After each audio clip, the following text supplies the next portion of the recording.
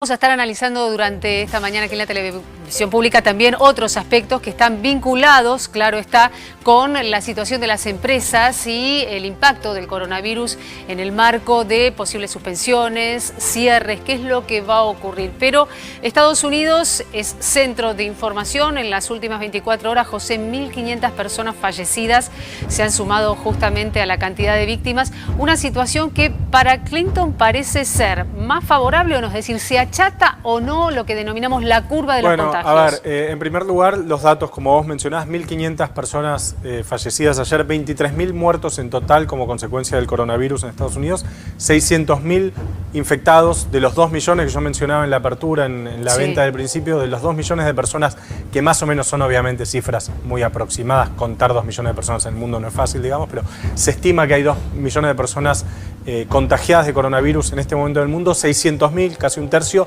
viven en Estados Unidos. El foco, siempre lo decimos, empezó en Asia, se trasladó a Europa y se mudó a Estados Unidos hace ya un par de semanas. Y Nueva York, ¿no? Como epicentro. Y sobre todo en Nueva York, donde a su vez se concentra un tercio de los infectados y muertos mundiales que concentra Estados Unidos.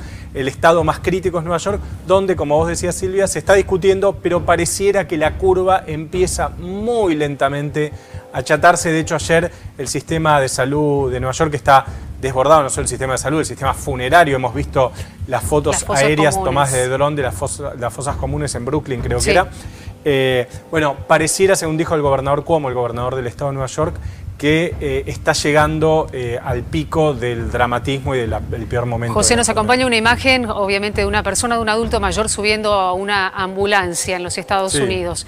¿Es una población envejecida la de Nueva York? ¿Por qué el impacto tan fuerte en los Estados Unidos de la pandemia? Mira, a ver, es una buena pregunta porque es un poco contraintuitiva. Uno podría decir, bueno, la pandemia debería haber afectado en mayor medida a los países menos ricos, con menos recursos, con sistemas de salud más frágiles, con menos capacidad de reacción. Ahora uno ve que afectó, después de nuevo, de Oriente, afectó a Italia, afectó a España, afectó mucho a Alemania y a Gran Bretaña. No son países, todos ellos, pobres, digamos, no son países que no tengan estados con capacidad de reacción. Un caso muy interesante, por ahí lo podemos hablar la próxima vez, es el de Grecia, un país que tiene muy poquitos contagiados. Bueno, en Estados Unidos yo encontré 3-4 razones que explican por qué Estados Unidos es hoy el centro de la pandemia. Las desarrollamos, a ver. Sí, la primera, la reacción fue lenta.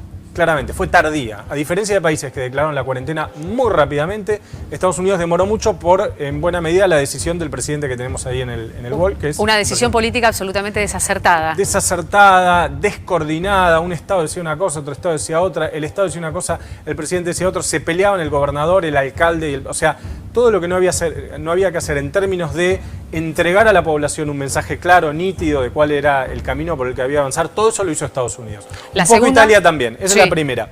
La segunda, se hicieron pocos test al principio. La famosa discusión de los test, increíblemente lo estuve buscando y era efectivamente así.